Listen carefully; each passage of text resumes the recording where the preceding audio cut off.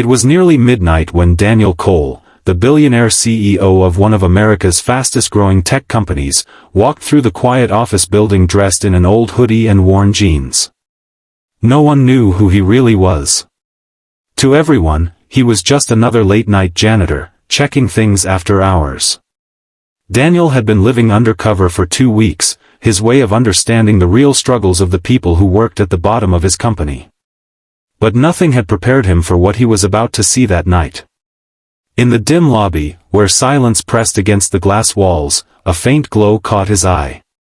Tucked behind the reception desk, a security guard sat hunched over a thick book, a tiny flashlight clenched between his teeth.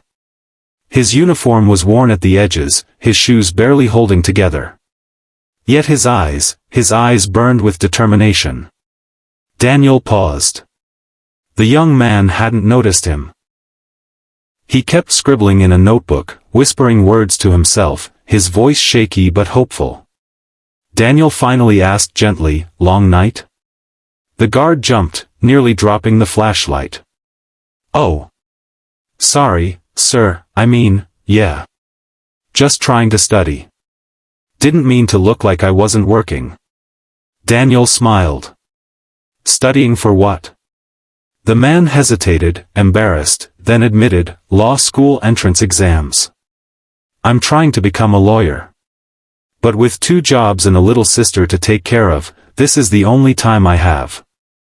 The words hung in the air. Daniel felt something shift inside him. Here was a man who had so little, and yet carried dreams so big they could barely fit inside the quiet lobby. "Why law?" Daniel asked. The guard's eyes softened. "My mom used to say, justice is only real when ordinary people can reach it. She passed away 2 years ago. She never saw a courtroom. But I promised her I'd fight for people who couldn't afford lawyers. Even if it takes me years." Daniel's throat tightened. He knew wealth, power, influence, but in that moment, he realized he had never seen hunger for change like this. For the next hour, Daniel sat with him, listening to his story. The young man's name was Marcus. He worked security at night, cleaned offices on weekends, and still sent most of his paycheck to keep his sister in school. He never complained. He just kept moving, step by step, flashlight in hand. Daniel left that night shaken to his core.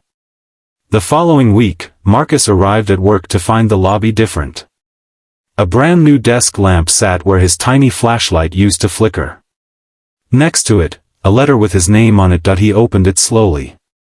Inside was a scholarship acceptance, fully funded, from one of the most prestigious law schools in the country. Tuition, books, living expenses, everything covered. At the bottom, a handwritten note read, "Marcus, your light deserves more than a flashlight. Keep studying. The world needs your kind of justice." Daniel Cole. His heart raced. His hands trembled. For a moment, he thought it was a mistake. Then he looked around the lobby, and there, leaning casually against the glass doors, stood the janitor he had spoken to that night. Except now, Daniel wasn't in jeans and a hoodie. He was in a tailored suit, his presence unmistakable. Marcus's mouth fell open.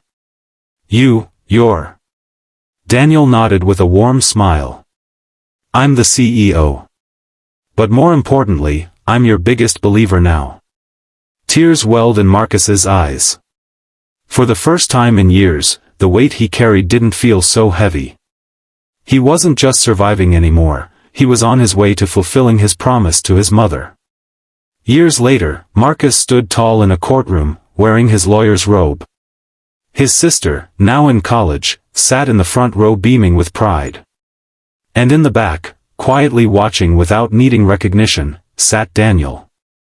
Because sometimes, the greatest investment a leader can make isn't in stocks or buildings, but in the dreams of people who refuse to give up.